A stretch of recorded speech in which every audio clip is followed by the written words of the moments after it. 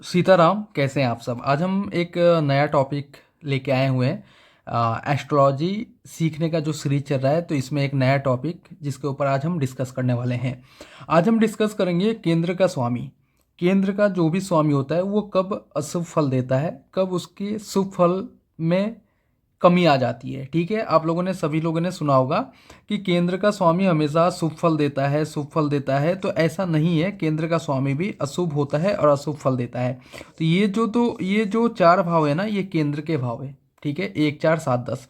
जिन लोगों ने पहले हमारे वीडियो को देखा है, शुरू से हमारे चैनल को सब्सक्राइब किया और शुरू से हमें फॉलो करके वीडियो देख रहे हैं, तो उन्हें पता होगा कि कौन सा भाव केंद्र होता है, कौन सा भाव त्रिकोण होता है। तो आज हम बात करेंगे कौन सी ऐसी परिस्थिति कुंडली में बनती है जब केंद्र के भाव के मालिक अशुभ फल देना शुरू करते हैं। ये आज के वीडियो का टॉपिक है और ये टॉपिक बहुत अच्छा टॉपिक है, आप लोग जल्द इसको समझ भी जाएंगे। साथ ही साथ इस वीडियो में मैं आपको बताऊंगा श्रेष्ठम राजयोग कब बनता है। ये वीडियो का बोनस टिप रहेगा, तो जो भी लोग वीडियो को अंत तक देखेंगे उनको अंत में बिल्कुल पता चलेगा कि वीडियो में मैं किस तरह से बताने वाला हूँ कि श्रेष्ठम राजयोग कब बनता है कुंडली में। ठीक है, तो सबसे पहले हम शुरू करते हैं कि केंद्र का स्वामी कब अशुभ फल देता है। जो भी लोग हमारे चैनल पर नए आ रहे हैं, काइंडली हमारे चैनल को सब्सक्राइब कर लीजिएगा और सब्सक्राइब करने के बाद बेल आइकन को प्रेस जरूर कीजिएगा। अगर आप सब्सक्राइब करते हैं बेल आइकन को प्रेस नहीं करते तो नए वीडियोस आपको देखने को नहीं मिलेंगे। जो लोग ज्योतिष क्लास ज्वाइन करना चाहते हैं इस नंबर पर व्हाट्सएप कीजिए। जो लोग कुंडली रीडिंग करवाना चाहते हैं वो भी इसी नंबर पर व्हाट्सएप कर सकते हैं। तो चलिए आज का जो वीडियो टॉपिक है शुरू करते हैं कि कुंडली में केंद्र का स्वामी कब अशुभ फल देने लगता है। देखिए, आप इसे नोट डाउन कर सकते हैं, तो आप इसे बिल्कुल नोट डाउन भी कर लीजिएगा।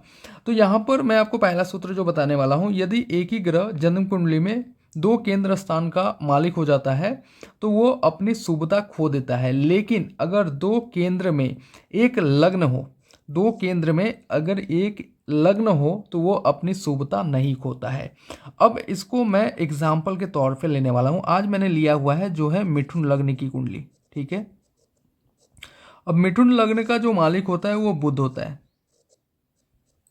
अब यहाँ पर देखिए बुध कौन कौन से भाव का मालिक है। ठीक है, बुध की जो राशि होती है वो 3 होती है और 6 होती है। तो यहाँ पर बुध जो मालिक बन रहा है दो केंद्र भाव का मालिक बन रहा है। ठीक है, अब जो सूत्र मैंने आपको बताया कि यदि एक ही ग्रह जन्म कुंडली में दो केंद्र स्थानों का अधिपति हो जाता है, दो केंद्र स्थानों का मालिक हो जाता है, तो वो अपनी शुभता खो देता है। लेकिन अगर ये दो जो केंद्र भाव है उसमें से अगर एक भाव लग्न हो जाए, एक भाव लग्न हो जाए तो वो अपनी शुभता नहीं खोता है। तो यहाँ पर आप समझिए कि बुध यहाँ पर दो केंद्र भाव का मालिक है। पहला है लग्न भाव और दूसरा है चतुर्थ भाव। लेकिन यह अपनी शुभता नहीं खो रहा है क्योंकि पहला जो भाव है यह लग्न भाव है, इसलिए यह अपनी शुभता नहीं खो रहा है। अब यहाँ पर दूसरा जो एग्जाम्पल मैं आपको बताने वाला हूँ इसी कुंडली में, कि आप देखिए इस कुंडली में गुरु को देखिए, गुरु का प्लेसमेंट। ठीक है, गुरु का प्लेसमेंट देखिए, गुरु की जो राशि होती है ना वो होती है 9 और 12। ठीक है, 9 और 12 गुरु की राशि है। अब गुरु की जो राशि है 9 और 12 ये दो केंद्र भाव है। ठीक है, अब यहाँ पर क्या हुआ कि गुरु दो केंद्र भाव का मालिक बन रहा है। ठीक है, तो यहाँ पर गुरु अपनी शुभता खो रहा है, यानी जब भी गुरु की दशा या अंतर्दशा आएगी तो वो शुभ फल प्रदान करने में समर्थ नहीं रहेगा। ठीक है, तो पहला जो सूत्र था, यदि जन्म कुंडली में एक ग्रह दो केंद्र भाव का अधिपति बनता है तो वो अपनी शुभता खोएगा। लेकिन अगर वो दो केंद्र भाव में से एक भाव अगर लग्न हो तो वो अपनी शुभता नहीं खोएगा। ठीक है, समझ में आ गया। तो ये पहला सूत्र था। अभी दूसरा सूत्र पे हम लोग डिस्कस करने वाले हैं। दूसरा जो सूत्र है, यदि केंद्र का स्वामी किसी केंद्र में ही स्थित हो। ठीक है, यदि केंद्र का स्वामी किसी केंद्र में ही स्थित हो तो वो अपनी आधी शुभता नष्ट कर देता है। ठीक है, इसके पीछे भी एक रीजन है, मैं आपको बताऊंगा। यहां पर केंद्र का स्वामी कौन है? बुध है। ठीक है, अब बुध मान लो केंद्र में बैठा है, बुध यहाँ का स्वामी होके केंद्र में बैठा है। तो वो अपनी शुभता खो देगा। लेकिन इसमें और एक सूत्र है, यदि केंद्र का स्वामी केंद्र में बैठे और अपनी स्वराशि का बैठे, यानी अपनी राशि में बैठे, बुध अगर केंद्र में बैठा है, बुध मान लो अगर लग्न में बैठे या फिर अपनी स्वराशि चतुर्थ भाव में बैठे, तो वो अपनी शुभता नहीं खोएगा। लेकिन अगर बुध केंद्र का मालिक होके सप्तम भाव में बैठ जाता है या फिर दसम भाव में बैठ जाता है, तो वो अपनी शुभता खो देगा।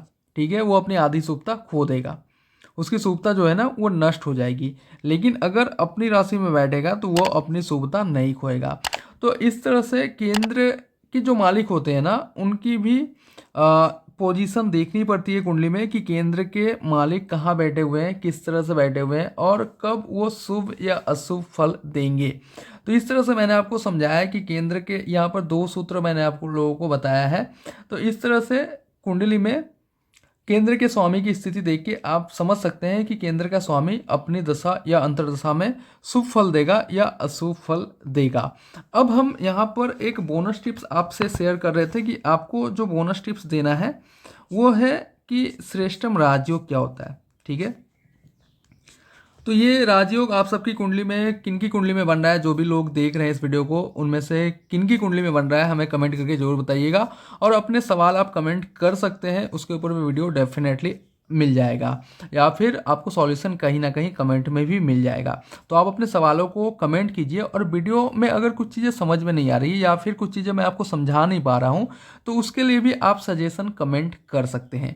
तो चलिए अभी मैं आपको बताने वाला हूँ कि एक अच्छा सिस्टम राजयोग कब बनता है। देखो एक राजयोग बनता है ना, एक पंचम भाव का मालिक अगर यहाँ पर पंचम भाव का मालिक अगर चतुर्थ भाव में आके बैठ जाए, तो पंचम भाव का मालिक कौन है, शुक्र है। ये चतुर्थ भाव में बैठ गया और चतुर्थ भाव का मालिक बुध पंचम भाव में बैठ जाए। ठीक है, ये बहुत अच्छा राजयोग बनाता है। अब यहां पर और एक राजयोग है कि नवम भाव का मालिक कौन है, शनि।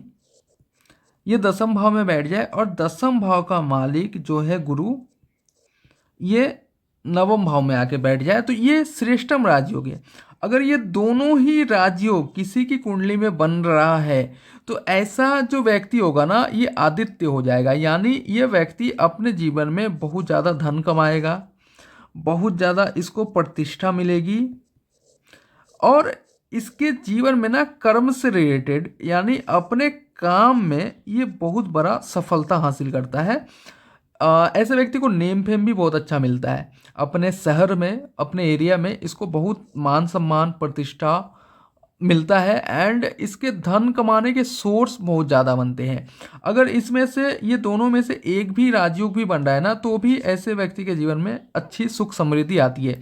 लेकिन यहाँ पर शास्त्र में ये वर्णित किया गया है कि अगर ये दोनों ही राजयोग किसी भी कुंडली में बन रहा है, दोनों राजयोग एक साथ, यानी चतुर्थ का स्वामी पंचम में आके बैठ जाए और पंचम का स्वामी चतुर्थ में आके बैठ जाए और दसम का स्वामी नवम में आके बैठ जाए और नवम का स्वामी दसम में आके बैठ जाए, ये दोनों राजयोग अगर किसी की कुंडली में एक साथ बन रहा है तो ऐसा व्यक्ति बहुत ज़्यादा भाग्यशाली होता है। इसके जीवन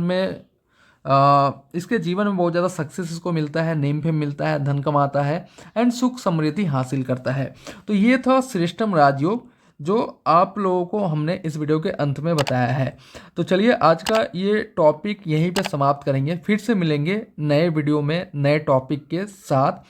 एंड जो लोग नए हैं चैनल को सब्सक्राइब कीजिएगा, बेल आइकन को प्रेस कीजिएगा एंड आप लोग हमारे इंस्टाग्राम चैनल को भी फॉलो कर लीजिए। फिर से मिलते हैं एक नए वीडियो में। सीताराम।